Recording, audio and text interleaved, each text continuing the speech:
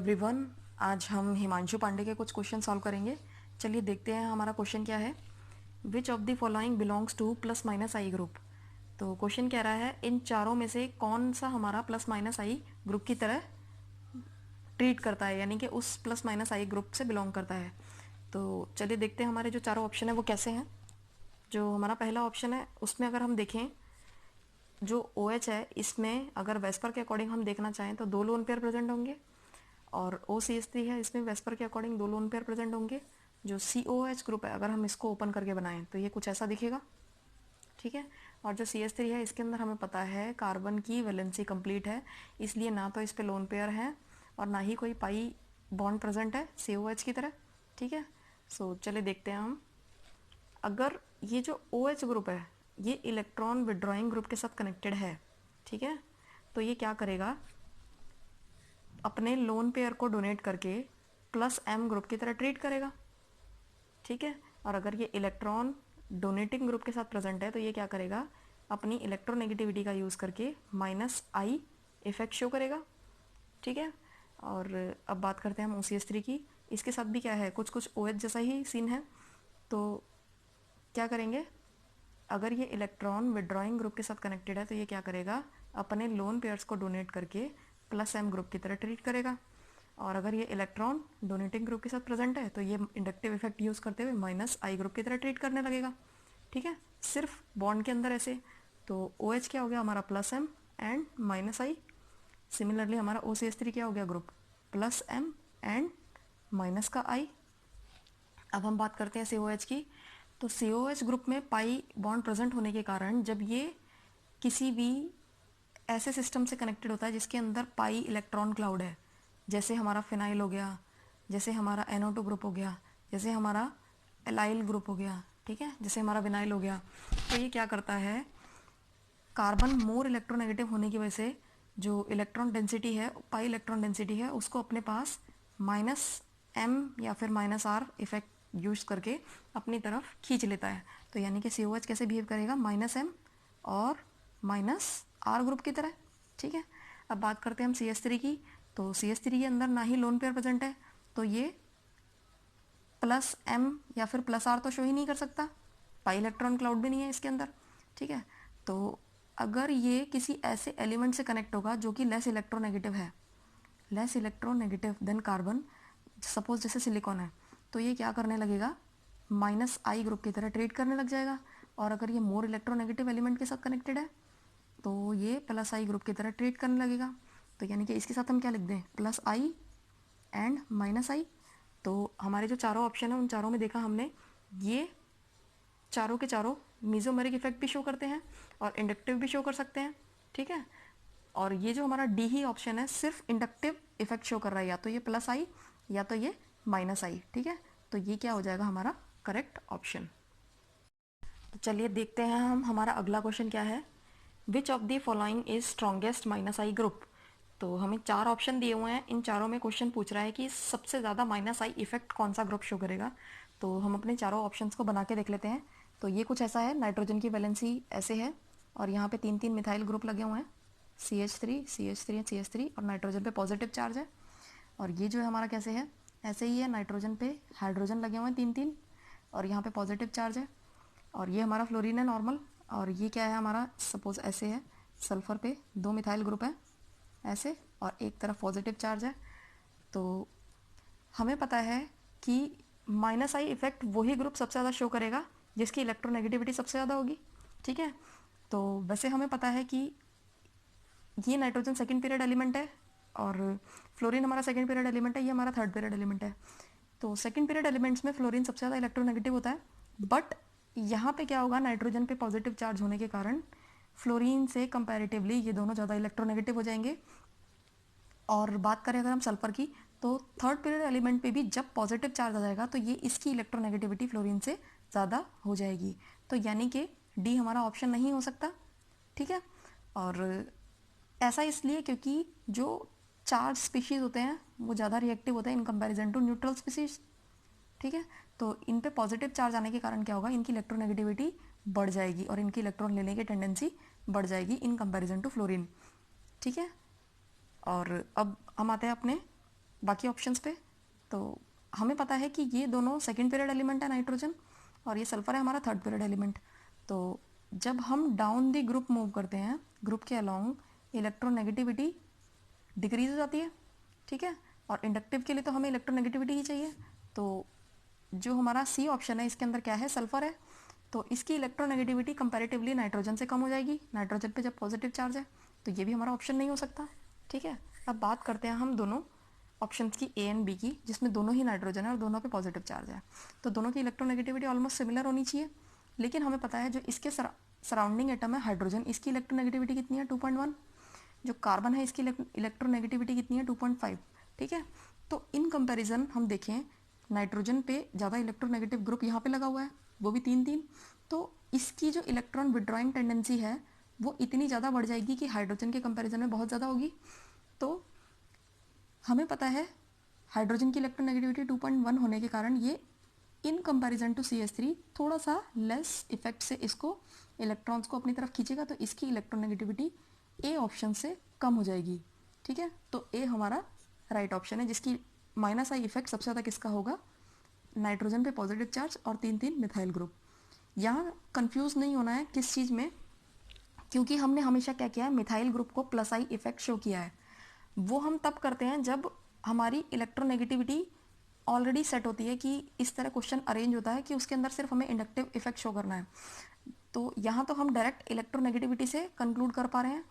तो गलती से भी NH3 को टिक ना करके हमें टिक किसको टिक करना है, N पर पॉजिटिव CH3 3-3 मिथाइल ग्रुप जिस पे लगे हुए हैं। तो हमारा ए करेक्ट ऑप्शन है। तो चलिए देखते हैं हमारा अगला क्वेश्चन क्या है। जो हमारा क्वेश्चन है, arrange the following in decreasing order of PKB। हमें 4 कंपाउंड्स गिवन है, P, Q, R and S। हमें क्या करना है, इनको डिक्रीजिंग ऑर्डर ऑफ PKB में अरेंज करना है। तो इसको अगर हम थोड़ा सिंप्लीफाई करके देखें, थोड़ा सा सिंपल बनाए डेफिनेशन को, तो PKB जितना कम अगर डिक्रीजिंग ऑर्डर में लगाना है, तो यानी कि KB उतना ज़्यादा। KB क्या है हमारा, डिसोसिएशन कांस्टेंट फॉर बेस, ठीक है। जैसे हमारा H+ और pH में रिलेशन होता है, वैसा ही हमारा PKB और KB में रिलेशन होता है। KB अगर बेस का डिसोसिएशन कांस्टेंट ज़्यादा हो गया, तो यानी कि एसिड डिसोसिएशन कांस्टेंट उतना कम हो जाएगा। तो हम कह सकते हैं PKB is directly proportional to KA, ठीक है। तो यानी कि PKB अगर डिक्रीजिंग ऑर्डर है तो KA का भी डिक्रीजिंग ऑर्डर हो जाएगा। और KA जितना ज़्यादा, KA किसका ज़्यादा होता है, जो जितना ज़्यादा एसिडिक स्ट्रेंथ होता है, मतलब एसिडिटी ये डायरेक्टली प्रोपोर्शनल होता है। एसिड डिसोसिएशन कांस्टेंट जितना ज़्यादा एसिडिक होता है उसका डिसोसिएशन कांस्टेंट उतना ज़्यादा होता है, ठीक है। अब हम बात करते हैं अपने ऑप्शंस की। तो हमें पता है COH ग्रुप को अगर हम लिखें तो कुछ ऐसे होगा, ठीक है। और जो हमारे चारों ऑप्शन है उसके अंदर COH के साथ CH2 ग्रुप क्या है, कॉमन, फर्स्ट पोजीशन पे। नंबरिंग कर लेते हैं, इसकी 1, इसकी 1 एंड 2, इसकी 1 एंड 2, इसकी 1 एंड 2। तो चारों ऑप्शंस में क्या है, हम देखते हैं कि सब्सटीट्यूशंस लगे हुए हैं। तो P में सेकंड पोजीशन पे सब्सटीट्यूशन लगा है, फ्लोरीन ग्रुप। R में हमारा फर्स्ट पोजीशन पे है। Q में क्या है, हमारा सेकंड पोजीशन पे सब्सटीट्यूशंस लगे हुए हैं। और S में हमारी सेकंड पोजीशन पे सब्सटीट्यूशन लगा हुआ है। तो हमें पता है जब कोई भी इलेक्ट्रोनेगेटिव एलिमेंट डायरेक्टली अटैच होगा किसी ग्रुप से, वो ज़्यादा इफेक्ट शो कर पाएगा, ठीक है। तो R क्या होना चाहिए हमारा, सबसे ज़्यादा एसिडिक। क्यों, क्योंकि ये बनने वाले नेगेटिव चार्ज को सबसे ज़्यादा स्टेबलाइज कर पाएगा माइनस आई इफेक्ट के थ्रू, ठीक है। तो R हमारा सबसे ज़्यादा कौन से ऑप्शन में है, C में। तो ऐसे ही हम इस ऑप्शन को मार्क कर सकते हैं, क्योंकि इस और कोई चारों में से हमारा ऑप्शन ही नहीं है जिसके अंदर क्या नाम है R सबसे ज़्यादा हो। तो C हमारा ऑप्शन होना चाहिए, बट स्टिल हम इसको कंप्लीट एक्सप्लेन करेंगे। तो अब बात करते हैं हम P, Q एंड S की। हमें पता है तीनों में ही सेकेंड पोजिशन पे सब्सटीट्यूशन है। और जब हम डाउन द ग्रुप मूव करते हैं, यानी कि सपोज हम क्लोरीन एंड ब्रोमीन की तरफ जब हम ऐसे मूव करें, तो इलेक्ट्रोनेगेटिविटी डिक्रीज होती है। इलेक्ट्रोनेगेटिविटी डिक्रीज यानी कि इफेक्ट किसका होना चाहिए, सबसे ज़्यादा फ्लोरीन का, देन क्लोरीन का, देन ब्रोमीन का। तो यानी कि हम कह सकते हैं कि ब्रोमीन तो सबसे कम हो गया। अगर हम एक एक सब्सटीट्यूशन की बात करें तो S हमारा सबसे कम, ठीक है, ऑप्शन में मैच कर गया। अब बात करते हैं हम P एंड Q के कंपैरिजन की। हमें पता है कि फ्लोरीन ज़्यादा इलेक्ट्रोनेगेटिव है, तो ये अगर सेकेंड पोजीशन पे दोनों के कंपैरिजन की बात करें तो ये ज़्यादा इलेक्ट्रोनेगेटिव होना चाहिए था। लेकिन जब हम दो फ्लोरीन के इफेक्ट को देखते हैं तो इन कंपैरिजन टू फ्लोरीन वो इतना ज़्यादा आता है कि ये ज़्यादा इफेक्ट से दोनों के दोनों इसको इलेक्ट्रॉन को अपनी तरफ पुल कर पाते हैं माइनस आई इफेक्ट से। तो ज़्यादा किसकी यहाँ पे इलेक्ट्रोनेगेटिव हो जाती है, जहाँ पे क्लोरीन दो दो लगे हुए हैं। तो Q is more acidic then P, तो C हमारा करेक्ट क्या हो गया, ऑप्शन। तो चलिए देखते हैं हमारा अगला क्वेश्चन क्या है। हमारा जो नेक्स्ट क्वेश्चन है वो है among the following compounds the strongest acid is.